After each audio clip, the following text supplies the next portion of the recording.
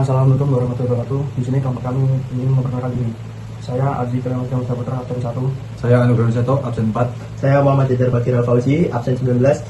Judul yang kita pakai adalah perancangan tumbler dual compartment 750 mili untuk penyimpanan air panas dan air dingin dalam satu wadah. Baik teman-teman, di sini kita akan menjelaskan perancangan tumbler dual compartment 750 mili untuk penyimpanan air panas dan air dingin dalam satu wadah. Jadi kita ingin mengembangkan sebuah tumbler yang berisi dua air yang berbeda, dua air suhu yang berbeda antara air dingin dan air panas menjadi dalam satu sebuah wadah. Kenapa kita ingin mengembangkan ini? Karena kebanyakan orang itu ingin meminum air dingin, misal kopi dingin atau kopi panas secara bersama. Jadi mereka itu tidak susah untuk membawa dua tumbler sekaligus, dua-duanya ditenteng gitu. Nah, kita ingin mengembangkan nih, biar jadi satu tumbler itu bisa dibawa dalam dua suhu air yang berbeda. Misalnya kita ingin minum dingin, misalnya kita tiba-tiba ingin minum panas gitu. Nah, di sini permasalahan yang kita ambil yaitu bagaimana merancang tumbler yang dapat menyimpan minuman panas dan dingin secara bersamaan dalam satu wadah. Yang kedua, bagaimana meminimalkan perpindahan kalor antar kompartemen. Yang ketiga, bagaimana menghasilkan desain yang aman, ekonomis, dan mudah digunakan. Tujuan dari rekayasa pada proyek ini juga, yang pertama merancang dua kompartemen terpisah dalam satu tumbler, meminimalkan headless menggunakan vacuum insulation. Yang ketiga, meningkatkan efisiensi penyimpanan temperatur. Yang keempat, menghasilkan desain ergonomis dan aman. Yang kelima, mengembangkan mekanis sliding lock yang mudah digunakan. Selanjutnya kita mengasumsikan temperatur panas di 70 Celcius, terus temperatur minuman dingin di 8 Celcius, dan temperatur lingkungan di 27 Celcius. Konduktivitas thermal yang digunakan SUS 304 yaitu 16 W meter per Kelvin, dan konduktivitas thermal poliuretan 0,3 W meter per Kelvin. Lalu koefisien konvensi udara alami yaitu 10 W meter kuadrat per Kelvin, ketebalan dinding atau L 0,0005 meter. Steady state condition, sifat material dianggap konstan, pengaruh radiasi relatif kecil, konveksi dalam ruang vakum diabaikan.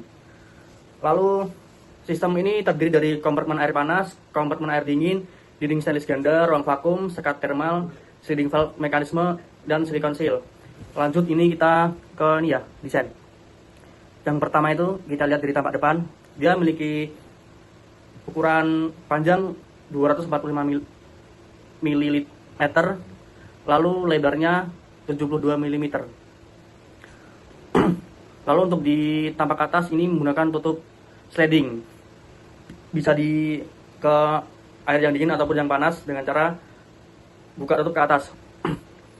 Lalu detail sekat ini, tebal sekat itu kurang lebih 7 mm dengan air panas dan air dingin. Lalu rincian ukuran plat stainless steel 304, yang pertama plat dinding dalam atau inner wall, lebar 220 mili dan tebalnya 0,5 mm. Terus yang kedua ada plat dinding luar atau outer wall, lebarnya sama 220 mm, tebal juga sama 0,5 mm. Lalu untuk plat sekat atau diameter itu memiliki diameter dalam 72 mm dengan tebal 0,5 mm, dan yang untuk dinding luar itu 80 mm ya diameternya. Tebal juga sama 0,5 mm. Untuk spesifikasi produk, kapasitas total itu 750 ml per antara air dingin dan air panas itu 375 mm per ruangnya ya. Lalu lapisan dalam ini menggunakan stainless steel SUS 304 food grade yang aman untuk minuman. Itu udah teruji tuh. Terus yang lapisan luar stainless steel SUS 304 atau SUS 201. Untuk insulasi utama ruang vakum, dan insulasi sekat tengah menggunakan polyurethane foam atau aerogel. Itu harganya ekonomis. Untuk tutup dan katup geser menggunakan polypropylene yang food grade, aman juga untuk makanan atau minuman. Kita menggunakan seal anti bocor menggunakan silikon rubber. Untuk mekanisme penguncinya yang di atas itu menggunakan sliding lock mekanisme. Untuk berat kurang lebih 400 sampai 480 gram. Jadi cukup segitu ya. Selanjutnya itu ada skematik dari kita, susunan sistemnya itu hot fluid, kemudian ada inner wall SUS 304, vacuum layer, outer wall SUS 304, ambient air. Sedangkan perpindahan panas antar kompartemen yaitu hot chamber, divider, atau PU foam, atau aerogel. Terusnya itu ada cold chamber. Terus ada kombinasi antara resistansi panasnya itu resistansi total sama dengan ada air konveksi inside, air konduksi inner, air vacuum, air konduksi outer, dan air konveksi outside. Di mana konduksi itu rumusnya R sama dengan L per K kali A. Dan terus ada konveksi menggunakan rumus R sama dengan 1 per H kali A. Kemudian di sini kita menggunakan hukum yang dimana ada hukum law Q sama dengan min KA kali dt per dx. Jadi maknanya itu ada jika kalau bergerak dari temperatur tinggi menuju temperatur rendah. Kemudian ada Newton Coulomb law di mana Q sama dengan H kali A dikali TS min T surface. Jadi maknanya itu besarnya pelepasan panas dipengaruhi luas permukaan dan koefisien perpindahan panas. Terus ada radiation equation di mana rumusnya seperti ini. Kemudian ada Nusselt correlation juga rumusnya seperti ini. Terus kita menghitung yang pertama menghitung heat transfer area. Kita menggunakan diameter 0,08 meter, tinggi 0,245 meter, luasnya itu menggunakan A sama dengan Pi kali D kali H. Ketemunya 0,0615 meter persegi. Kemudian angka yang kedua itu konduksi resistansi, di mana R konduksi sama dengan L per K kali A. Dan didapat 0,000508 K per watt. Terus angka ketiga yaitu ada konveksi resistansi, R konveksi sama dengan 1 per H kali A. Dan hasilnya 1626 K per watt. Langkah keempat yaitu ada total resistansi, R total sama dengan hasilnya itu sekitar 1665 K per watt. Terus langkah kelima itu ada heat transfer rate, di mana hasilnya itu 26,3 watt. Hasil di atas itu menunjukkan resistansi terbesar berasal dari konveksi dan lapisan vakum sehingga perpindahan panas ke lingkungan menjadi kecil. Terus perbedaan dari ketebalan insulasi sama heatersnya itu 2 mm itu 32 watt, 44 mm itu 24 watt, 6 mm itu 17 watt, dan 8 mm itu 12 watt. Jadi peningkatan ketebalan insulasi menurunkan heatless secara signifikan. Material, terus selanjutnya ada material sama performa thermal. Materialnya itu SUS 304, K-nya itu 16, SUS 201 15, PU foam 0,03, aerogel 0,014.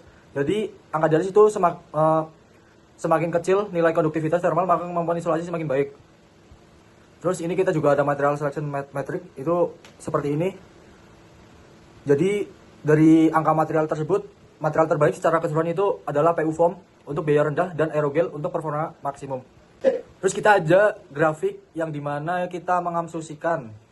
Jadi yang air panas itu kita masukkan awal 70 derajat Celcius menjadi 52 derajat Celcius itu membutuhkan 12 jam.